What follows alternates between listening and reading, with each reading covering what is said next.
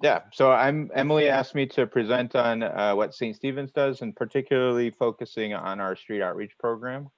So in case you missed the email, my name is Michael Huffman. I am the director of our outreach and shelter program for St. Stephen's. So our St. Stephen's mission is ending homelessness, and oftentimes that sounds daunting. But this is kind of what we envision and how we plan to achieve that and seek to tackle that. So today I'm coming kind of with two hats on. I am a resident of Northeast Minneapolis, and then I'm also, as I said, I oversee the street outreach program. So today, we're going to talk about a few things. We're going to look at homelessness in our community, some statistics, and some of the demographic information, and how we, then we'll move into, talking a little about the response system within Hennepin County. And then I will share briefly about St. Stephen's and spend the bulk of the time really talking about our outreach program.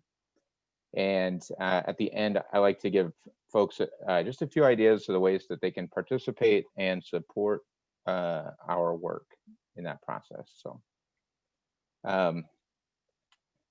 let's see here if I can resume slideshow. So first, like I said, we'll talk a little about the demographic information, some statistics. So each year, every 6 months, except for in July of this year because of the COVID crisis, we do a point in time count. So we do them typically in July and then also in January.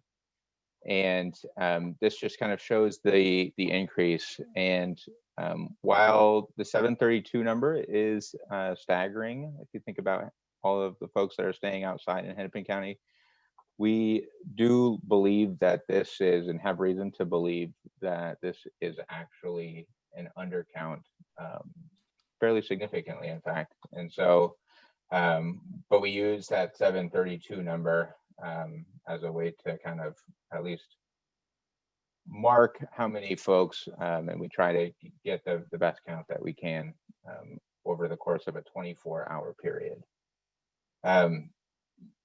Let's see here. There we go. So when we are counting, we're looking at all sorts of different types of locations. You can see from this chart that the bulk of a large percentage of what we counted in July of 2019 was folks that were staying and using transit for shelter. That included transit stops, bus shelters, things like that. But there was a change actually in August of last year that in that the transit, the light rail actually closed down for a couple hours overnight. And so we've seen a fairly significant shift in where folks are staying. But the reality is that this population that we're talking about, unsheltered folks, tend to move around quite a lot, as we've seen this summer. But what we've seen this summer is not new to folks that work with in street outreach and with unsheltered folks. So I want to just call out that this since 2015 we've seen a three times increase, basically a tripling in the number of folks that are staying outside in the metro area. So and among our neighbors living in poverty, current housing instability will mean even more folks entering homelessness when the eviction moratorium ends. And this disproportionately impacts communities of color, which you'll see in the next two slides.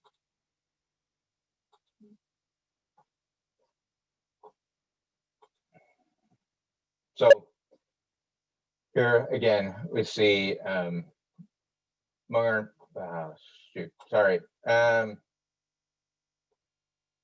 This just really demonstrates kind of the overrepresentation in communities of color, particularly Black and the Indigenous community, where there's a 27-time overrepresentation in that community.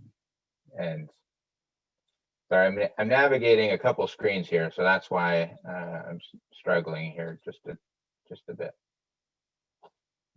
Let's see if I can go back one. Yeah, okay.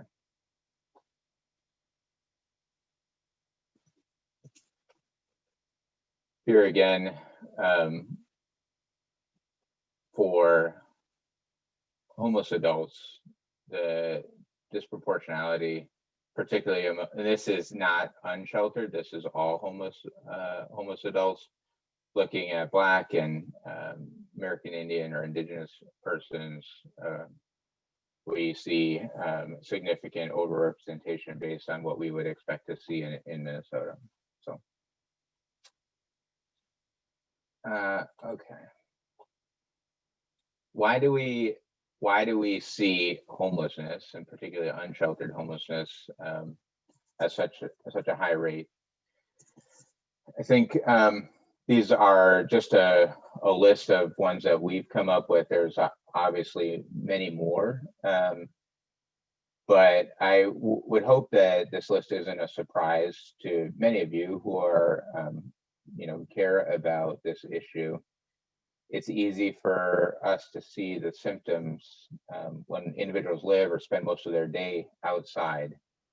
Yet, I would argue that for many of us, the behavior that we see from folks who are unsheltered is actually not that abnormal.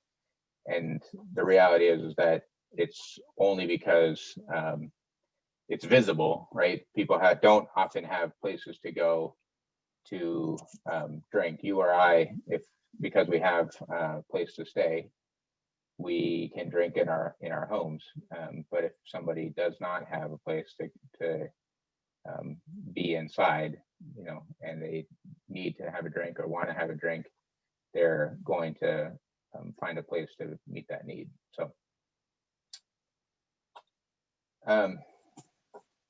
let's see.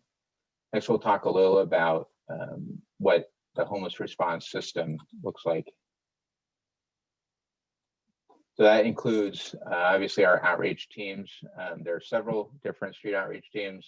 As I said, I'm here to just talk about our St. Stephen's Street Outreach Team. It's a team that currently has 9 outreach workers and a program manager. There are shelters, emergency shelters. St. Stephen's is part of a collaborative of 5 shelter providers currently, and that's a list that's growing with a couple recent additions to the shelter system, and also some kind of winter shelter options. Like last year, there was the Elam Strong Tower shelter that was a winter shelter in Northeast Minneapolis. Obviously, there's also Hennepin County Homeless Access Workers, Healthcare for the Homeless, Diversion and Recovery, that's DART, and there's a variety of housing providers within the system as well. Let's see. So these are really briefly just some statistics about what St. Stephen's or who St. Stephen's serves. So we serve a large number of households, high number of unique individuals, and a lot of this number, the 4,000, is from our street outreach team. Actually, many of those engagements or interactions are just kind of one-off engagements that we're providing information or a basic need, and then we may never actually see that person again. It's just kind of a one-time interaction. Can everybody read that? I realize it's a little blurry on my screen here. It's okay. Great.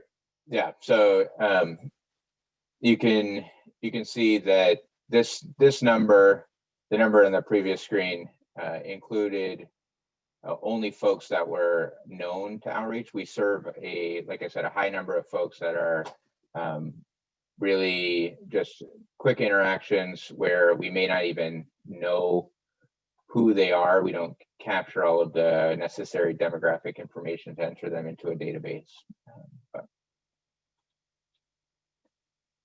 So St. Stephen's operates, as I said, the street outreach and shelter programs. We also have a variety of housing programs, prevention, which seeks to actually prevent folks from entering into homelessness, rapid rehousing, which is kind of a shorter time limited housing program, and then a variety of permanent supportive housing programs for single and family adults, for singles and families.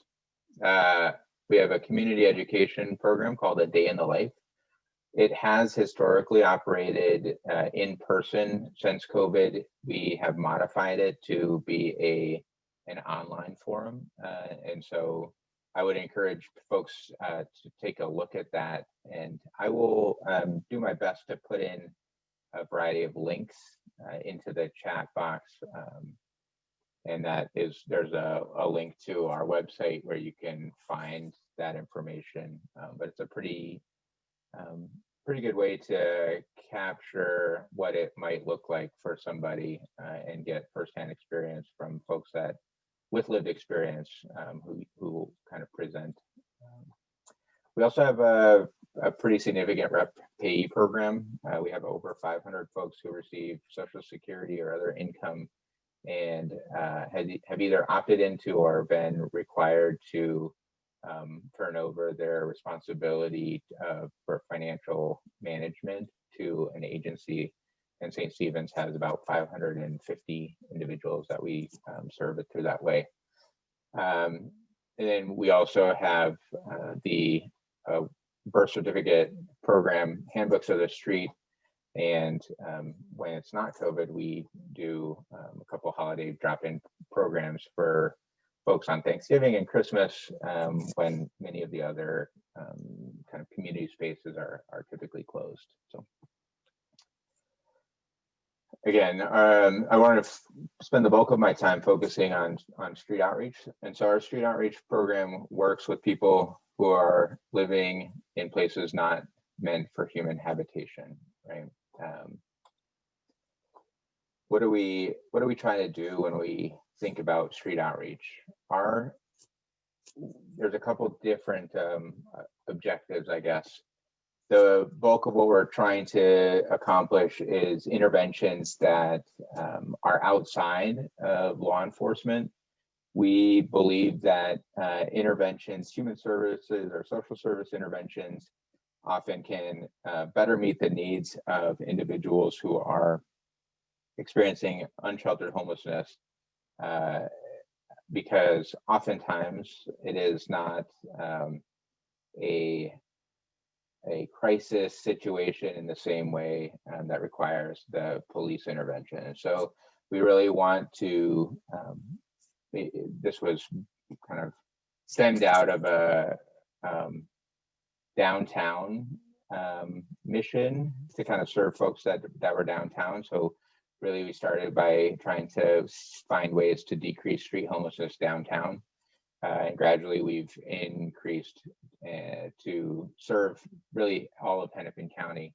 And so we send teams down all the way down to like Bloomington and out to Plymouth and St. Louis Park. And in addition to all of the parks that we've seen having encampments this summer.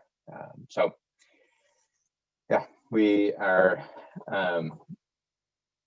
our goal is really to make sure that folks stay alive if they are staying outside, so that we can connect them with housing opportunities when they become available, and when our participants are ready to take advantage of them. How do we do that? We operate using two key philosophies that really dictate the way that we work. Harm reduction and housing first means we want to meet people where they are at. And this is kind of all aspects of that. So emotionally, physically, and especially geographically. Our goal is to bring services to them where they are.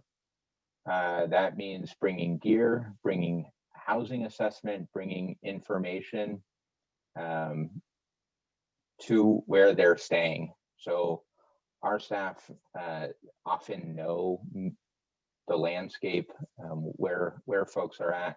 We have a large list of encampments that we routinely check, that routinely kind of pop up, and we check on them to see if anybody's come or returned there. But then we're also always getting new information, new calls, but to find new places to go. The second part is this housing first, and it's really important. Kind of, there was a shift in the 90s to this housing first model, which said instead of kind of traditionally thinking about housing as something that people need to be ready to move into, we instead give them the housing and provide the support necessary so that they can then think about what are the other goals that they want to be able to achieve. For a lot of folks, that looks like getting sober or trying to get sober. For a lot of other folks we have worked with, it means being able to reconnect with their family. It means returning to school. It means getting on Social Security benefits. If anybody has tried to get on Social Security benefits, you know it can often be a really challenging process. And so our program, our housing programs, really try to connect folks to the resources to help them be able to sustain their housing independently whenever possible. And that often means increasing your income. All right, so effective street outreach for us looks like engagement that's not judgmental. So we're really going to take the person and try to listen to them, hear what they're saying, and figure out ways to support them in their own goals, so that they can be as effective as possible in meeting them. So when we're talking about resources that we bring, we're going to try to connect folks not only to this emergency or the immediate needs, so emergency shelter, basic needs, like I said, including gear, hand warmers, gloves, clothing, tents, things like that, for folks that are staying outside. We have partnerships with Healthcare for the Homeless, where we bring medical care out to encampments. So that they can do basic wound care coordination. They have access to the clinic records with healthcare or with HCMC and North Memorial, and so they can see what the care has been given to them and what might be missing or needed, medication delivery, all sorts of things like that that are kind of more immediate. Then we also really work hard to connect folks to their longer term needs, including mental health, substance use. Permanent housing is our primary goal. Everything that we're doing is really trying to get them to the place where they are ready to take the next step into housing. That can look like making sure that IDs are or had proper documentation for disabilities if that's needed. All of those pieces are present as well. So one of the biggest strengths that our program has is all of the partnerships that we have formed, including with law enforcement, faith communities, various neighborhood groups, the court system. So I'm assuming folks have heard of Holmes Court. I've heard before Emily referenced the Downtown 100. St. Stephen's was integral in kind of helping to support those programs when they started. Holmes Court has since gone away, and it's become a little bit different system. But we kind of started with that program back when it started. So, all right. So like I said, I really wanted to fly through this so that we had an opportunity to answer any questions. But a couple things that I really want to highlight. The first one is probably the most important. We really want to just make sure that we are acknowledging the humanity of the people that, regardless of what their living situation is, I encourage you to engage in a conversation and to hear them and listen and ask questions. Like I mentioned before, we have a day in the life program, and I'll put that link in there as well. We really want folks to understand what the situation is. You know, I referenced the 700 plus individuals that are staying outside. The reality is that there isn't shelter. Even if every single one of those people wanted to access shelter, there is not shelter in Hennepin County for them at this moment. And so we need people to speak out and to push for more funding for shelter, for more funding for housing, to be able to meet the demand of unsheltered homelessness and homelessness in general. So, yeah, so I believe the last slide that I have is really just, I want to make sure that everybody here has this street outreach community, one second, community call line down here at the bottom, the 612-879-7624. We want to know, like I said, we do our best to try to keep tabs on the encampments that are throughout the city, but Minneapolis and Hennepin County is very large for a team of 10 folks. And so this number is a place where you can call, leave a message if nobody answers with really specific information. Ideally, how many folks are there, what's the cross streets, or any sort of identifying information if it's a park or something, and kind of what you're seeing, so that we can do our best to get out there. It's important also to know that we likely won't be able to report back any specific information about who we're working with, because we need to maintain confidentiality with the folks that we're serving. But we do really appreciate when folks call, so that we can do our best to try to engage with those folks. So I will, let's see if I can stop sharing, and then I will put some of the links. Well, if there's any questions, feel free to ask those.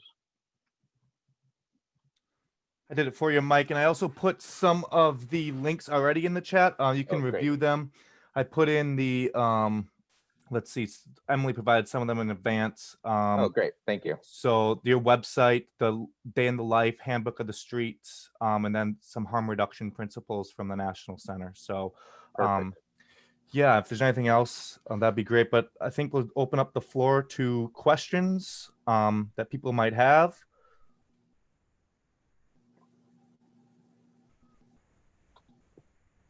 I guess I'll start with something, Mike. I was wondering about, you know, a lot of these shelters. I've heard one of a large barrier is that they're completely substance free, and that can be extremely challenging for people.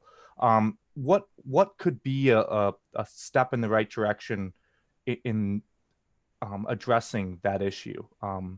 You know, Yeah, so there's been a recent shift within the last about 4 years to move away from sobriety-based shelters. And so Salvation Army, the first floor of Salvation Army is not sober. Higher Ground, you do not need to be sober. And then the three private shelters, so St. Stephen's, we operate two different shelters, First Covenant downtown, and then St. Stephen's located in South Minneapolis. Simpson and Our Savers all are non-sober. And so folks can't actively be using in those spaces, but they can come being altered. So I think we're well on our way to kind of moving away from that sober shelter model. I don't know. I think Elam last year and Strong Tower, as kind of a temporary winter space, had a little bit more stringent sobriety requirement.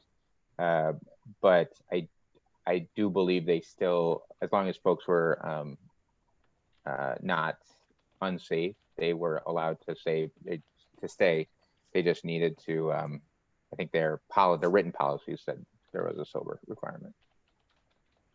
thanks for the information. Looks like there's a question from Dennis Meyer in the chat. What percent of these homeless are currently employed or working jobs? Yeah, so it's a good question. I use the range somewhere between 35 and 40% is really what we see in our shelter at any given time. The unfortunate piece of that, there's a couple things I'll say. One, some of those folks are working temp labor, and so it's inconsistent.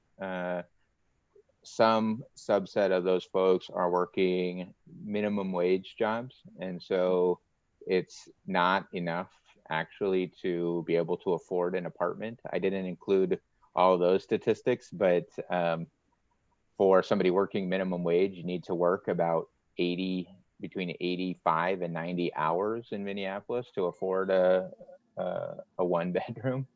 And so the math doesn't really work for a lot of folks. The third thing I'll say is, up until recently, a lot of the shelters were kind of in and out shelters. And so there maybe were better paying jobs that were third shift jobs, but for a lot of folks, that wasn't really a feasible option when you couldn't find somewhere safe to sleep during the day.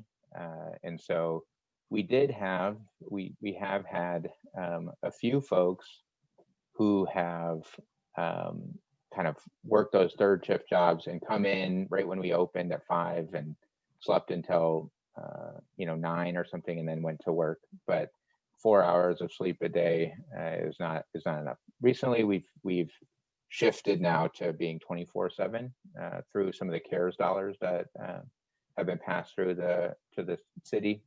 We received funding to operate 24/7, and so now all of the shelters in Hennepin County are 24/7. Great. We have a few more in the chat. One of them is a little longer. I'll try to summarize it here. From Elizabeth Lindsay, do you have any insight on the funds being allocated to upgrade MPHA to retrofit and fully occupied Elliott Towers? And do you have understanding of the cost per unit to house our residents sleeping outside? And do you know the current definition of affordable rents? Thank you for being here. Yeah, so there's a lot of questions. I do not have insights, let's see, on the funds being allocated to upgrade MPHA. I do not have those insights. Do you have an understanding of the cost per unit to house our residents sleeping outside? So that, I mean, I'm not entirely clear of the question. I am aware of the 900,000 plus per unit for Fort Snelling. When you're talking about affordable housing, for the clients that we're talking about, we really want to focus on that 0 to 30% of area median income. And really, if we're being specific, it's really 0 to 15% of area median income that we need housing for. A lot of the affordable housing that's being put up in the city tends to be more in the 50 to 60 up to 80% of AMI. And so even though it's technically affordable housing because it's capped, it doesn't it's not attainable or accessible for the folks that we're serving in our programs. So I don't think that specifically answered the question, but if you have more to that, more clarity, I'm happy to take that.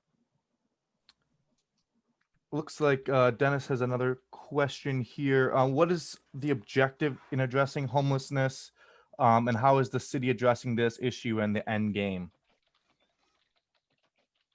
What is, let's see. So what is the objective in addressing homelessness? I guess, Dennis, I can just ask the question. Yeah. So, so we're spending time and resources to address the homelessness. So how do we resolve the issue? What's causing it and how, because we can provide more and more services, but how do we solve the problem? Is it employment? Is it offering more employment? Or because I think if we continue to provide more and more services, we just become enablers in having a growing homeless community continue to grow more and more. I don't, what's the objective in this? Yeah,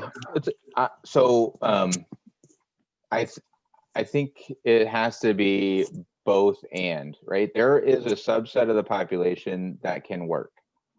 There is a significant portion of folks, again, in that 30 to 40%, that are receiving Social Security disability. They have been determined by the government to be disabled, meaning they might be able to work some number of hours a week, but the government doesn't expect for them to work.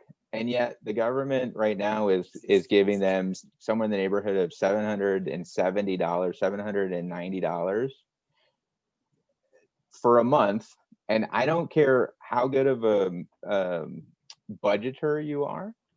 If you don't have affordable housing, something where you're paying 30% of your rent, 30% or less of your rent towards housing, or your income, excuse me, towards housing, there is not a way for you to navigate a full month on $700, $800 even, right? And so there has to be, in the 80s, we divested from affordable, from public housing, and that's a whole separate conversation. But we took money away from affordable public housing, and now we're seeing kind of the ramifications of that. The infrastructure is crumbling. We need more just to keep what we have. We're losing naturally occurring affordable housing through investors that are oftentimes from out of state. And so I go back to the housing piece, because nationwide there's a shortage of 7.5 million units of what we're calling affordable housing. So people spending 30% of their income or less on housing, right? That's where my push is. I think it's easy to say we have to fund housing, always fund housing. what we've seen in the last 10 years is that that's come at the expense of investing any new investment in shelter. And that means that we continue to see increased unsheltered homelessness also, because the shelters that we have are near or at capacity. They're oftentimes unwelcoming to folks who, again, like I'm talking about Black and Indigenous people of color, who need more culturally specific spaces to be able to feel like they want to go inside, frankly. If we don't kind of expand the options, I hear the concern about just constantly providing services. But I would argue that this summer, the city of Minneapolis, Hennepin County, has invested a lot of resources, and what the resources have been, we've seen, is that they're pushing homeless folks from one place to the next. They're separating them from the services that they might be able to access. Currently in unsheltered homelessness, there's an HIV outbreak. There's CDC has come out with best practices saying we should not break up encampments or move encampments. It's not best practice. It's not best practice to have people in congregate shelters, and yet we're spending a lot of money doing just those things. So I think it's a resource allocation. I think we need more money, more investment in kind of bricks and mortar things, in addition to the services piece. But it's easy for me to say that as a service provider, but I do believe that. Okay, thank you. It's a really long-winded answer. I apologize. Yeah. Looks like we have a question from Jim Meyer. Jim, if you want to ask the question yourself, you can just unmute your microphone. Otherwise, I can read it. Jim, are you there? Okay, so I can answer that. I can answer that question. Yep, go ahead. So yeah, now I am, but it may have already been answered. But go ahead and take a quick crack at it. It's yeah. So I know that it's a common misperception that folks come to Minneapolis or to Minnesota because the benefits are good, but many years ago there was a study that looked at kind of who was coming and who was leaving, and the proportion of folks who were in the homeless service kind of world was consistent with the non-homeless world, and the inflow and outflow was not any different, really. And so I think those two pieces kind of make the argument that yes, we have good benefits, yes, we have services.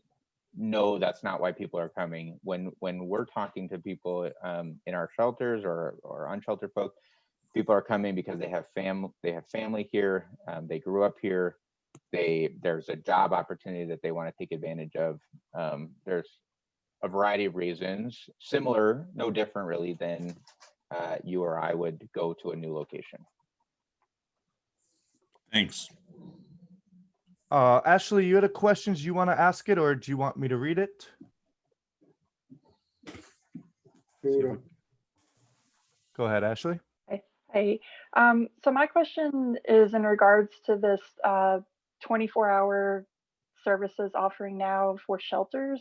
I think St. Stephen's probably, from what I was reading, may actually get closer to what I would consider 24-hour coverage, but Salvation Army, Safe Bay, they're still kicking people out from 8 a.m. to 8 p.m., even though they did now start offering lunch service and dinner service. But given winter and COVID, I think this is kind of increasing some of the issues that are happening, like the Opportunity Center, other places, they're only open until the afternoon. So there's like a huge chunk during the day where people don't really have anywhere to go. So can you kind of elaborate on like what that requirement for 24-hour services meant, and if like there's plans to actually provide shelter for people 24 hours a day? Yeah. So the only so like Catholic Charities, Higher Ground, there is, I believe, once a week that they're asking folks to leave for a block of time for maintenance repairs. And I know that Salvation Army, my understanding has been that once they receive funding, which we have all received at the beginning of October, that folks were not being asked to leave from Salvation Army. So I can follow up on that. And yeah, because just as background, so I actually ran the Boom Island Park homeless encampment. Yep. So we shut that down mid-October. I still work to help support people that, ended up in shelter. So no, the residents that we had that went to Salvation Army, a male and a female made it to the 4th floor pretty quickly, where that's stay all day. But the male, and he's autistic, he's still getting kicked out 8 a.m. to 8 p.m. And so the only thing that changed was, they can come back for meals. And so this is kind of concerning, with that, which we're still trying to work on alternate plans with them. And then, of course, I know you said it's just Hennepin County. Some of the people we had to get over to St. Paul, a domestic violence shelter, they're still getting kicked out, where, they just messaged me actually while we were on this call that, they found a pizza place that's working with them that will allow them to stay, until 9 p.m. until like the shelter, opens back up. But, especially when people have to take their belongings with them, you become conspicuously identified as experiencing homelessness. And I think, there's, like you said, there's not enough shelter beds right now. So even just from the work I do, a business contacted me because people have been breaking in overnight.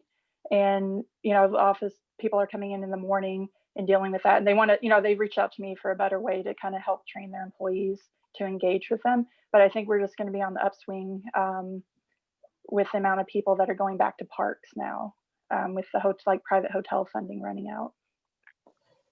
yeah, I agree with pretty much everything you said. So the 24-hour shelter is specifically for Hennepin County. Ramsey County is a different continuum of care. And so they get their own, and they get to choose how they spend their designation of dollars. But I'm going to follow up on the Salvation Army with Trish, who is the executive director down there. And I'll try to include that in the notes with Emily. Okay, thank you. Yeah, thank you for sharing that.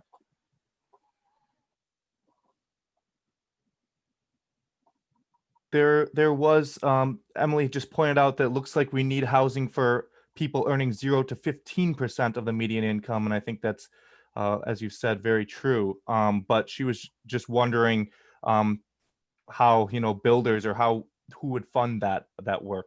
I think that's what you're saying, Emily. Yeah, it's extremely complicated to get deals done through kind of Minnesota Housing or the traditional funding streams that are available now with tax credits and things like that. And so it's a very complicated labyrinth to try to piecemeal deals together. I agree. Emily, I think we can hear you now, actually. Anyways, let's see. And there was a final question, I think. Let me see. I lost it here. Was it? Oh, Elizabeth was just clarifying, just wondering, do you know what the cost was to construct 1 unit of housing? And how funds, this kind of goes back to the same question we just could be diverted to building more housing. Yeah. So I believe that the number that I have seen for affordable units, and this is again like I think a studio or a small 1-bedroom, is in the neighborhood of about $230,000 for a new construction for what we're calling affordable housing for the kind of folks that we're talking about. And again, I don't have any more information about the retrofit funds.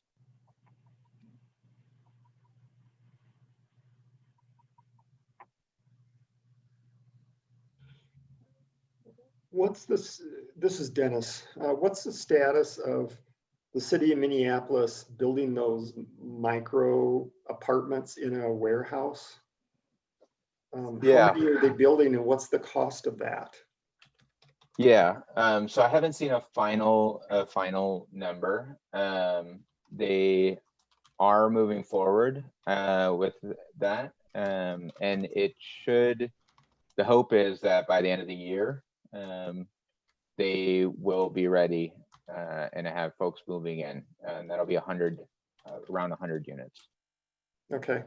So, my question is, instead of making that investment and building these units into a warehouse, does it make sense to provide, each of these homeless individuals, $300-400 a month to go and utilize existing apartments that are available in the city? What's the rationale of not doing that? Yeah. So I think I would like to see a pilot. There was a pilot study in Canada that gave kind of a basic income for homeless individuals, and I think it was $7,000, and they were not surprised to see that a large percentage, and I apologize, I don't have it off the top of my head, were successful in finding housing and kind of moving out. I think there's a couple things. One, again, Indigenous and Black folks are disproportionately impacted by homelessness, and particularly unsheltered homelessness. And this program is really targeting those folks. And so really being intentional about who they're targeting and how they're targeting them, I'm optimistic will mean better outcomes for those individuals. The challenge that we see oftentimes with the rental market, in addition, kind of going back to the list, is there's criminalization of homelessness means that for a lot of folks, there are kind of criminal background barriers, there are rental background barriers. And so just kind of throwing dollars at it without matching a landlord who's willing to take a risk.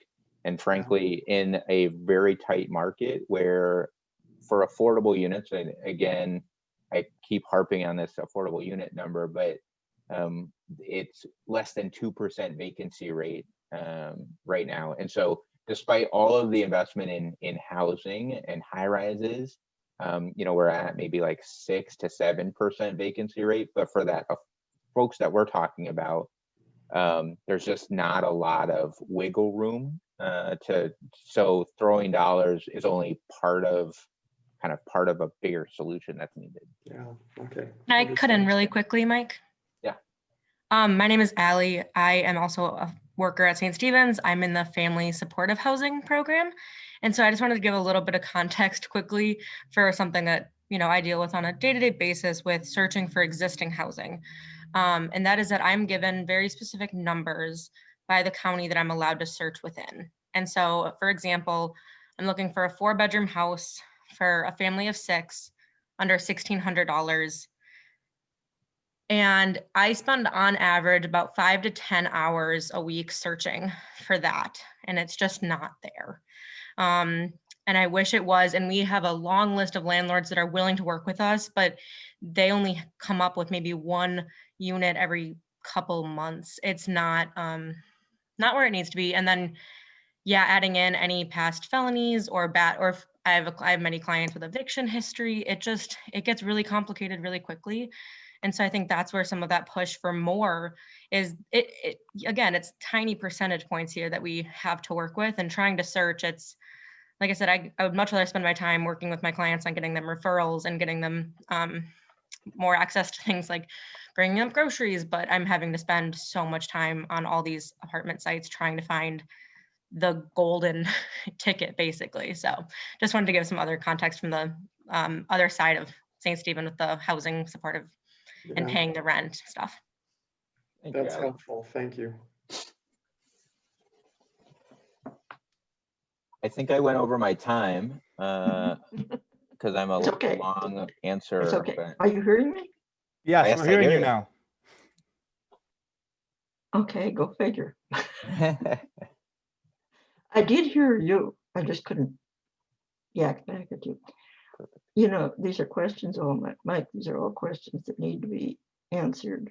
I wrote about in the bad old days, my aunt lived in subsidized housing. But the rent was capped at 25% of income, so that one person literally was paying $25 for a 1-bedroom apartment, and the person next door was paying market rate for the same, you know, the flip flop of the matching apartment. Mm-hmm. And it worked out. And that was, in fact, during a Eisenhower Republican tight-fisted. What happened? What happened to that?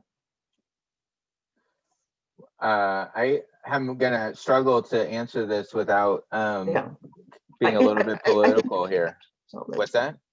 I think you can't without going back into history. Yeah. I mean, Reagan really pushed for This was a Eisenhower. divestment in public and affordable housing, and shifted to other things, the war on drugs, a variety of other ways that we now spend our money instead of housing. I will also, this is my one push, that homeowners are receive the largest subsidy for housing through the tax. Oh my gosh, somebody help me. It's the mortgage. Oh, now I'm gonna have to find it. I'll find it for you. I'll put it in the report when I write the Sounds report. good. Okay. Well, I got back into my old Warhorse Sony headset. I could hear everything just beautifully. So I'm using whatever this is, Logitech mic and a Sony headset. I could use another hand here.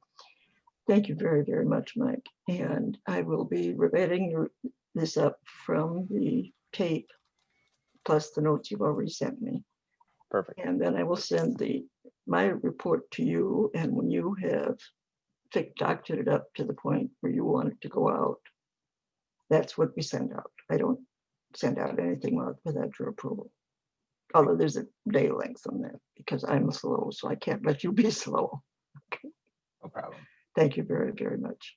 Excellent. Yep. And if you have other questions, Emily knows how to get a hold of me. So Yeah, just email them to me and I'll pass them on to him. Yep. He's very prompt to answer. Thanks, Mike. All right. Thank you, everyone. Thank you very much. Bye-bye. Sandra, are you with us? And can we start court watch?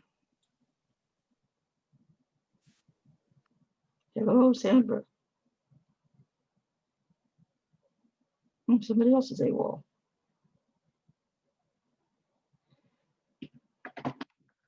Okay, well, I've got a report which I've begun to write up on Court Watch already. You're just going to have to look at my beautiful head. Sandra?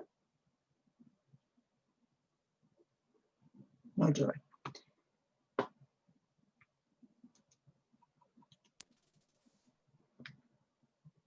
Alrighty, here we go. Here we go. Where are you?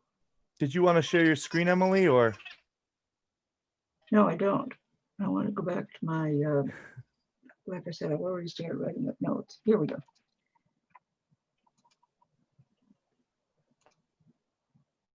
Okay, court watch. If you recall our Court Watch updates from way back when. The updates, again, people have been pushed back a bit. Again, people have been reoffending. I have left a question with somebody else about, triggered by Josh Poplowski's issues. He has got something like 40 incidents on his record, something like 24, I can't remember. It's just a huge amount of problems. And he picked up some new trespass cases before he even reported for the last court case. And this is making me wonder why and how our, I don't want to call it leniency, it isn't, but I'm wondering how the system is working for Joshua. He is still out, continuing to trespass, even though he's been trespassed and trespassed and trespassed and trespassed. He picked up something like 4 more trespasses around in the university areas since his last court date, and he's now got court dates trailing out into March, I think, maybe February, maybe it's only January, but the point is that with 24 cases behind him, this is not working out for Joshua. So I don't really believe that it's working out for the rest of the population either. So what's going on? And I had asked there's Sandra. Hi. Okay. Yeah. You're here. Yeah, I'm here. Okay. We can't see you yet, but okay. Oh, did you want, I didn't think you wanted to see my pretty face, but here it is. It's great. It's good to see you. Good to see you too, Emily. So I'm sitting here whining about Joshua's issues, which I triggered my question to you about what is this rule of 20? Well, Rule 20 is the law that says that if either the defendant or the representative feels like there might be mental health problems and that person is not able to understand the process, the criminal process, the criminal case cannot proceed. So it's not very high, there's not a very high standard to show that somebody is incompetent. It basically says, do you know what this, the questions are basically, do you know what the judge does? Do you know what you're here for? Do you know what your lawyer does for you? Do you know what the prosecutor does? And a lot of people, if they don't understand what the process is, they will be found incompetent and unable to stand trial, meaning that all of the criminal cases will be put on pause until that person can understand what's happening, or until that person is found civilly committed, meaning they'll never be able to understand what happened and they'll never be able to understand the crime they committed, and they go through a civil commitment, meaning that they are going to be institutionalized in a facility where they deal with their mental health problems. Well, we've just been talking about people being very vulnerable out on the street, and more so now that winter's coming. And I'm seeing Poplowski just put himself out there. I'm seeing a huge financial and energy drain that he is causing by going through these 40-some court cases. It can't be okay for you. I'm not sure at all that it's okay for the general population. I'm sure it isn't okay for Joshua, so who's benefiting here? Well, the law was written to benefit that defendant to know, so he understands what he's being accused of and he can be part of his defense in the representation of his defense. The law was not written by social workers or mental health professionals. It was just written because this person has the constitutional right to understand what he's being charged with and also to be part of his defense. So that is what that law was written for, to benefit that part of Joshua's life. Okay, well, like I said, I don't think it's fair to anybody, including Joshua. Perhaps most of all, least of all, Joshua. Mm-hmm. So how do we agitate? Is this something worth pursuing?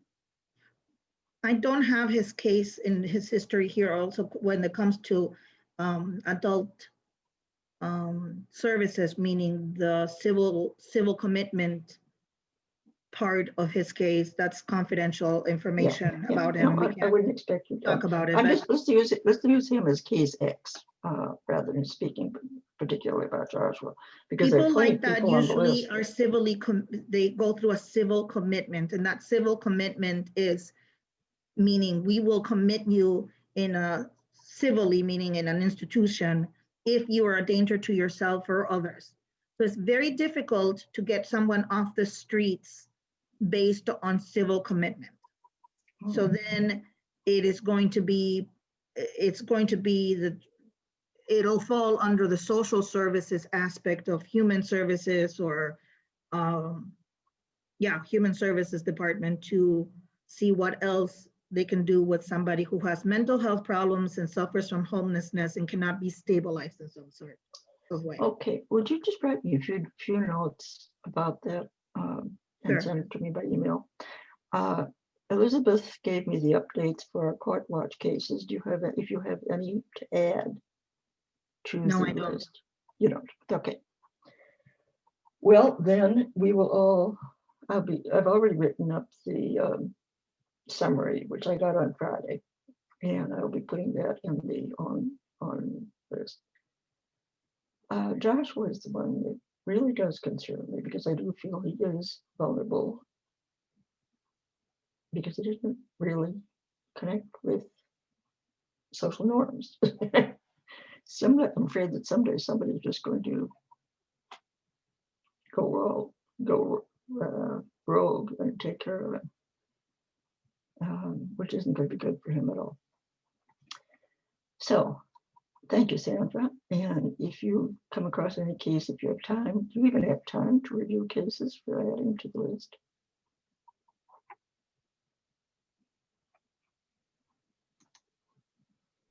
Sorry, I muted myself by accident. For some reason, I was kind of not getting the 2-pack notices and the emails. I don't know what happened. I was emailing you back and forth last week about it, but now I'm back in the loop. So hopefully by next month, I'll be back in the loop in terms of updates and everything. But for some reason, I fell off the radar for a couple of months here. I have no idea how. I really don't. I don't either. Okay, thank you. And I will be looking forward to a lot more Sandra participation because I missed her. Inspector Lining. Great to be here, you guys. Thank you for always including me. Inspector Lining.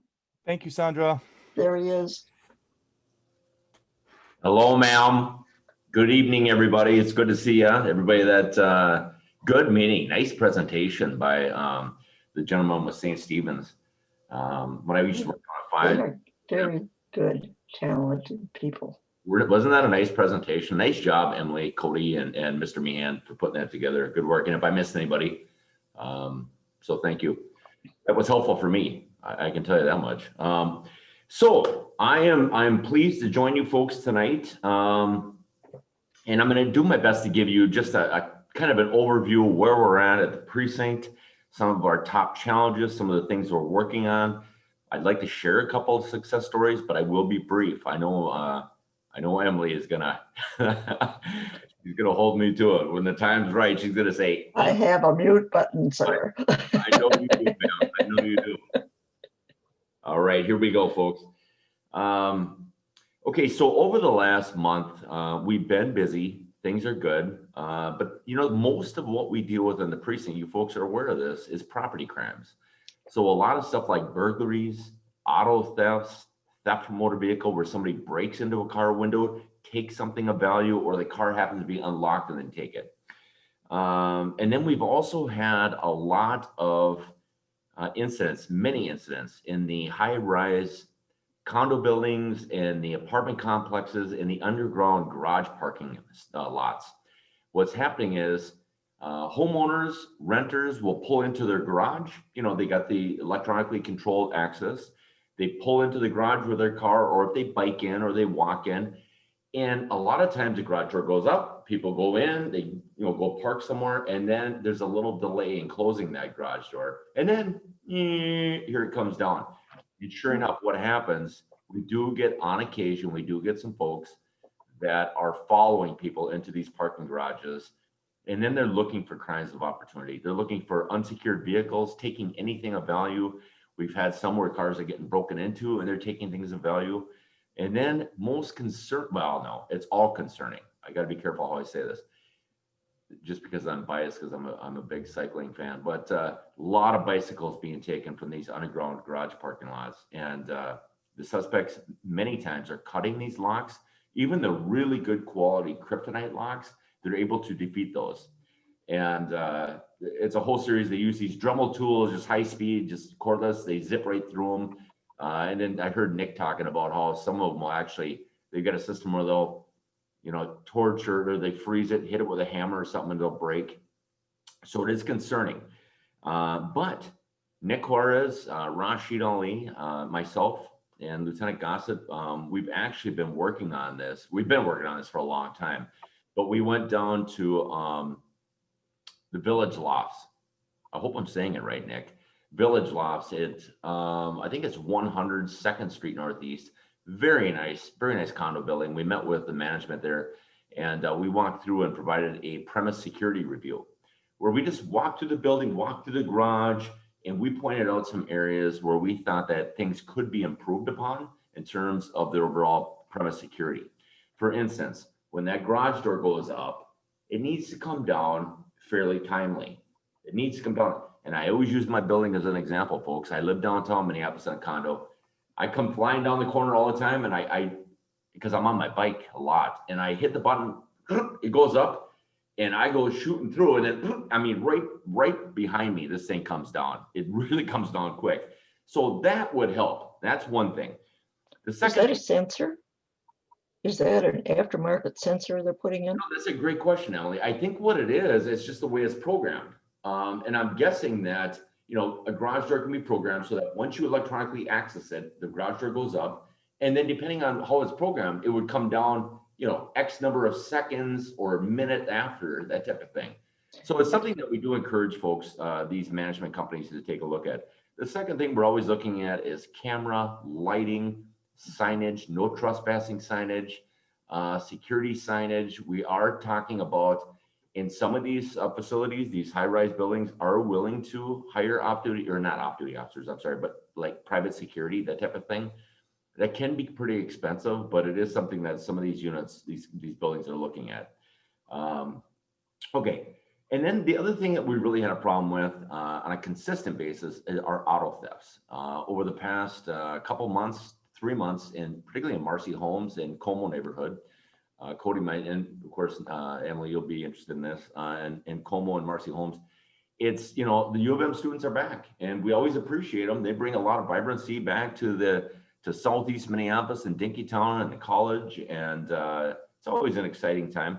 And a lot of the athletes and even college students will have mopeds, and that, they float around and they go to college class, or they go to the library, or they go to Dinkytown, or wherever they need to go to practice. Well, we've got a lot of suspects that are looking for these mopeds, and they're taking them. So that's been a problem for us. We've had a number of motorcycles taken. We've had a lot of auto thefts. Let me just give you a little example, folks. In the last week, I just sent the report off to the council members, and I was thinking about sharing this with you, Emily. It's a 2-page document I send off to the council members every 2 weeks. In the last week, we had 13 auto thefts. No, I'm sorry. We had 19 19 auto thefts total. 13 of the 19 occurred in Marcy Homes. 19 total auto thefts in the entire precinct. And then, I'm sorry, 13 of the 19 occurred in Marcy Homes. Yeah. In Marcy Homes. And 6 of the 13 folks were taken with keys or they were left idling. What we have had are these food delivery vehicles. People pull up. We've had them pull up to Mesa Pizza. They pull into the bike lane, put their hazards on. They think, oh, I'm just going to run and get my pizza. They run and get their food. They come out and there goes their car driving down the road. We're preaching to people. We're preaching. We're sending out email blasts. We're working with Minnesota Daily to publish articles. We put on articles on Nextdoor, really advocating, encouraging people to please take your keys out of your car. Do not leave it idling. It's actually against the law, against city ordinance to do that. And it creates a real problem. So that's a problem, are the auto thefts. Looking at my notes, the theft from motor vehicles, it's a never ending battle, folks. Since 1993, when I came on this job, I'll never forget, young officer, loved this city, loved the department. And I was assigned to Squad 210. Marcy Homes in Como that was my neighborhood in 1993. That's where I patrolled. And I can't tell you how many theft motor vehicle incidents we had back then. That's again, where somebody breaks into a car window, takes something of value, or the car maybe be unlocked and they'll just go in and take something of value. It's still happening today, just as it was almost 28 years ago and probably 28 years before that. It's not good. It's a problem. It's always an effort. You know, we've used slogans. I'm taking this something from First Precinct from years ago. It's just a slogan. I did not come up with this, but it's really taking your valuables, putting it in the trunk. So kind of get your junk out of the car, put it in the trunk. So just trying to capture something that will bring it to people's attention that, you know, when I pull up to my house after the hard day's work or I'm home from college class, you know, don't leave my laptop in the back seat. Don't leave my purse or my gym bag or something of value. Get the guns out of the car too. We've got people that have gone out hunting. They come home, somebody breaks into the car or the car's unlocked, they take all the guns. So it is a never-ending battle that we're working on, trying to encourage folks to make sure they're doing that. Help us, help themselves, help the community, and keep everybody safe. Burglaries, again, our top areas have been Marcy Homes, Como. We've had everything from unsecured dwellings. We've had a number like last week at Floco Apartments. Floco Apartments is where the Hardys used to sit right there, right on University and 10th Avenue Southeast. Last week alone, Nick can help me out on this. We had 4 burglary at dwellings. These are apartment units, and most of these apartments are rented by college students. Well, what happened is on one weekend, we had four different apartments that were burglarized. And what we think happened are the college students will leave their apartment, go to another apartment for a social gathering, leave their door unlocked, and here comes somebody in behind them, and now it's a problem. So we're working with management, getting signage up, reminding everybody, hey, listen, have a good time. Have a good time. Social distance, put your mask on, be cautious, take care of yourselves, but lock your condo or your apartment door. We're always asking people to do that. We've also had last week, anybody on here from Waite Park neighborhood? Waite Park neighborhood, way up in the northeast corner of Northeast Minneapolis, our precinct, Waite Park neighborhood. We had 3 burglary of garages. These were detached garages, all occurred overnight in a 10-hour window period, 3 within about a 3-block radius. And suspects actually forced their way into the garages, which is kind of unusual. Most of the garage burglaries we get, the garages are simply unsecured and it's easy access for the suspects. Mm-hmm. Now, we are greatly stepping up. This is something we always do, but I've really made a push to make sure the district officers are rolling through these alleys, doing alley sweeps, you know, engaging with the community members, saying hi, letting them know, hey, we're here because of this. And then if we see any unsecured garages, we have these really nice placards that we hang on the garages. It's a great PR piece, good reminder that it's addressed from the 2nd Precinct, and we're simply asking people, you know what, protect yourselves, protect your property, please secure your garages. So that's something that's a tool that we've been using. Okay, Todd, I want to interject one thought here. Oh, I thought it was done. I didn't hit mute. I wrote up my analysis, my first summary of 2nd Precinct crime, which I took directly from the dashboard, which Nick and I think it was Nick that was really promoting it, and Rashid did also. And there's one thing I really have to say. Normally I just look at I go by precinct, second precinct, because why would I look at anything else? But this time I happened to pull back to the city. Seriously, we have got property crimes. People take things from people take things from houses, people take things from cars. But you know what? What we really don't have is people beating people up, people shooting people. We don't have people doing very much aggressive, aggravated anything. And when you pull back on the dashboard and look at the rest of the city, it's all the aggravated this, that, and the other thing is printed in red on the map. Yeah. We have hardly ours as they see of green with a few bright red cherries in it. I think we're very lucky, and I know we're very safe in comparison. So thank you, Todd. Emily, fantastic observation. I know nothing gets by you. You're exactly right, folks. Except for how to run my Zoom, that gets by me. I'm not going to sit here and say, oh, second precinct's keeping everything safe. We're doing our jobs. But I'm going to tell you, folks, it's meetings like this. It's all the neighborhood meetings. It's Black Club leaders. It's Black Club leaders. It's people taking pride in ownership of their neighborhood. And if they see something, they say something, and they're helping each other out. Northeast Minneapolis, when I say Northeast, that includes Southeast. No, it does not. Oh, come on. It does not. We're all East Siders. We are East Siders. They'll say, no. We're all Nimna.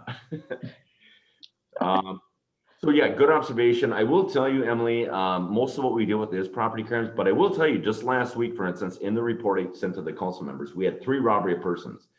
We had one really concerning outside of 1319 Marshall Street Northeast. 1319 Marshall Street Northeast. This was a carjacking. Yeah. This occurred kind of right outside of Dusty's bar. Very concerning. We greatly stepped up our presence over there. We had one down in right outside the Radius Apartments, right off of 15th Avenue Southeast and 7th Street Southeast. This is one where the suspects robbed somebody, got into a vehicle, fled. We got the license plate number. Witness did a great job getting us the license plate number. Problem is, it was a stolen vehicle. So yeah, University of Minnesota PD, we've got great working relationship with them. They attended our pre-MSTAT, our big crime meeting. Every week they attend with us. And so they were real instrumental in keeping us informed like they always do. And then we had also a robbery person at 2813 4th Street Southeast. And out of these 3 robberies, 2 were at strong arm, meaning no weapon involved, just hands, force or threat to force. And then we had one, the only weapon used was one person was sprayed with mace. Not to diminish that, because that can be pretty tough, but no guns. So I'm pretty pleased about that. But you don't die from mace. Yeah, right. And then last week, ma'am, we did have 3 aggravated assaults. These are the felony level assaults. Felony level assault would be obviously with a weapon, gun, knife, or any instrument used in a manner which could inflict great bodily harm. So that it would be with a weapon like the aggravated assaults, or it would be something with substantial bodily harm. Broken nose, broken jaw, teeth knocked out, broken arm, that type of thing. We had 3 aggravated assaults last week. We had one at 2100 East Hennepin. Suspect was threatening people with a knife. Officers made a good arrest, so that was nice. Officers got the call quickly, made a real good arrest, and were able to recover the knife. We had one up at 1540 New Brighton Boulevard. That address may ring a bell with some of you folks. That's Cub Foods. And this was between coworkers. I don't say it that way to diminish it, but just so you know, it wasn't stranger on stranger type of thing. This is coworkers. And then we had an aggravated assault at 620 Central Avenue. Does that ring a bell with anybody, Mr. Meehan? That's Holiday Gas Station. We had a victim inside Holiday Gas Station, and suspect walked up and splashed him in the face with coffee, kind of in the neck face area. So yeah, hot coffee. There has to be more to this story, and I got to follow up on that, find out where are we at with this in terms of any investigation. I'm guessing that the suspect victim probably knew each other or had words exchanged, or maybe a nasty glare or something happened. I go into that Holiday all the time, and fortunately nobody splashed me with coffee yet. They asked me if I want a donut, but they don't. All right, I'm sorry. I shouldn't. Inspector, I was just wondering, has there been any, sometimes we get better compliance, not with trying to, use our outreach channels like next door, but actually, especially I'm thinking these auto thefts, actually going through Uber, Lyft, Instacart and saying, hey, this is happening. Your employees are getting hit. Can you send out messaging to your employees? Have we tried that strategy? That's a great idea. And I'll tell you, our department led by John Elder, our PIO, they had a big push here a few months ago, and they worked with all the local media and they were putting stuff out. I don't recall specifically, Nick and Rashid, maybe you two gentlemen, if you're still on, maybe you guys could help me on this one. Did we specifically reach out to Uber and Lyft? Yes, we did. Thank you. To both of them. And we did have conversations with Uber security in Canada, who operates this region. They were going to get a message out to their drivers, and they were getting reports also from their drivers saying that their cars were stolen. So they were kind of aware of the situation, but they just weren't aware how bad it really was until I kind of went over some of the numbers with them. But yeah, so we did reach out to all those, and especially about 4 weeks ago, when predominantly the ones were DoorDash and Ubers that were getting stolen, or Lyfts that were getting stolen. So yeah. Yeah, because it just amazes me, like you said, Inspector, in front of Mesa Pizza, that I see 6 cars or more idling there every night. And I'm thinking, don't they know that this is just a matter of time before their idling car is going to get stolen? I mean, exactly. We address it. First and foremost, you're absolutely right, Cody.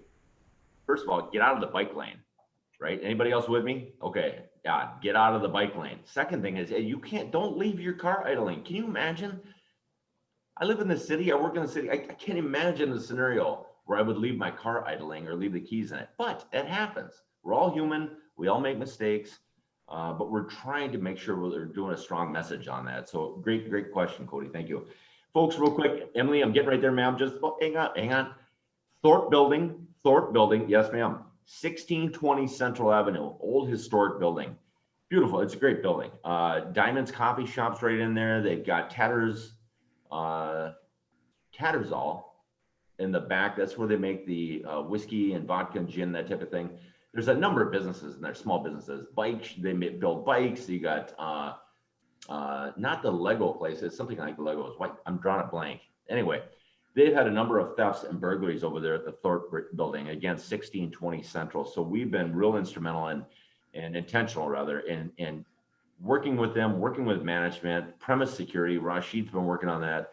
And we're making sure that our officers are not only doing extra patrol, but we've got to pull over, get out of that car and walk through the building.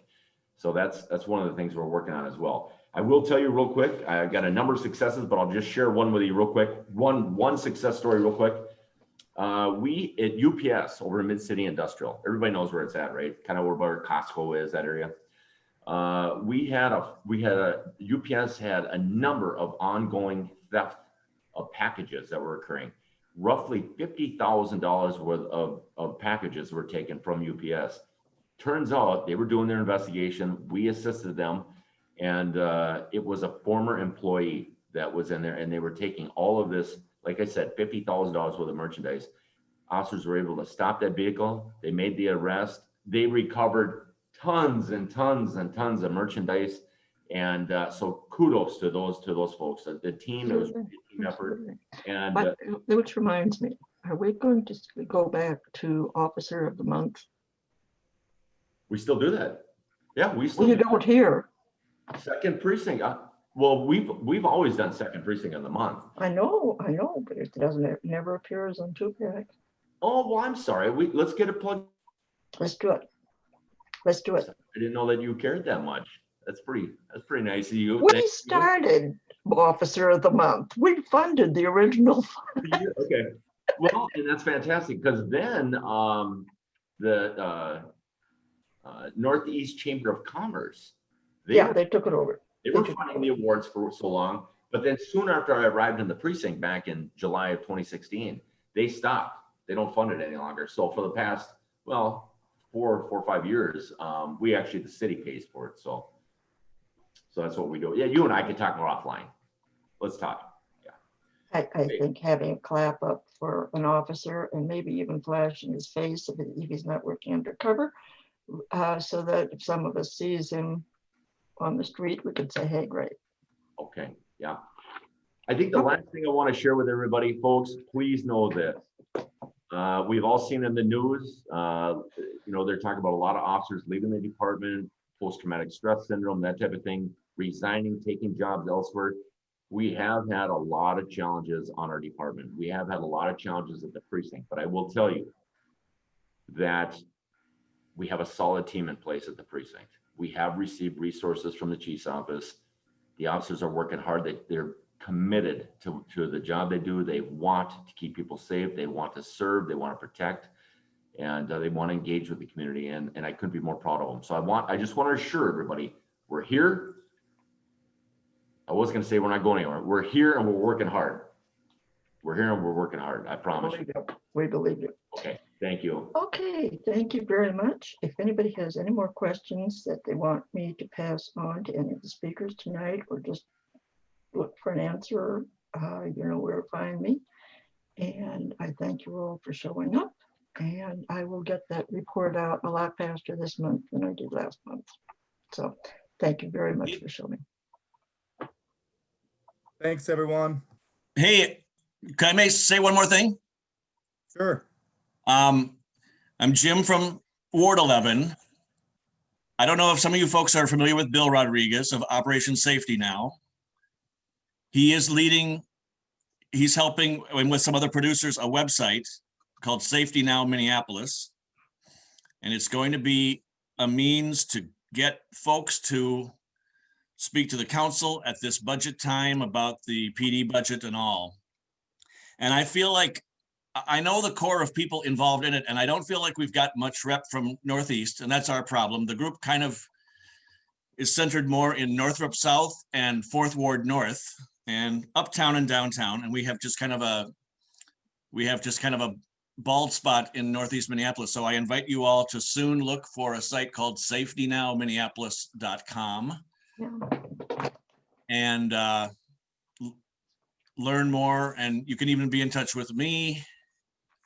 My contact isn't on there, but I'm on Facebook, Jim Meyer from 3PAC, and I can tell you more about this operation and another group called Minneapolis Voices, which is sort of a citizens salon of talking about city issues and so forth. But hey, Jim. Yes.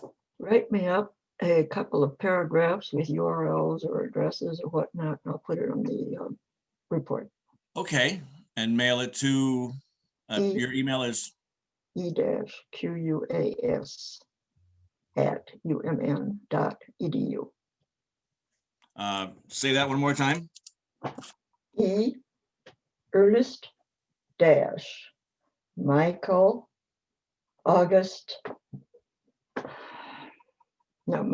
University August Samuel. I'm not very good at that, am I? No. No. At umn.edu. Well, I get that part. So what's your name to the email? Emily. Yeah. I just dropped it in the chat. Okay, thank you. That's right, Emily? That's right. That's absolutely right. Okay. I'm going to try and get back to all that because I'm also in the Operation Safety Now thing. Okay. Thanks, everybody. Okay. Thank you, Jim. And we'll see you next month. Stay safe. Stay healthy. Nice job, Emily. Good job, Emily. Good night, everyone. Good night, everybody.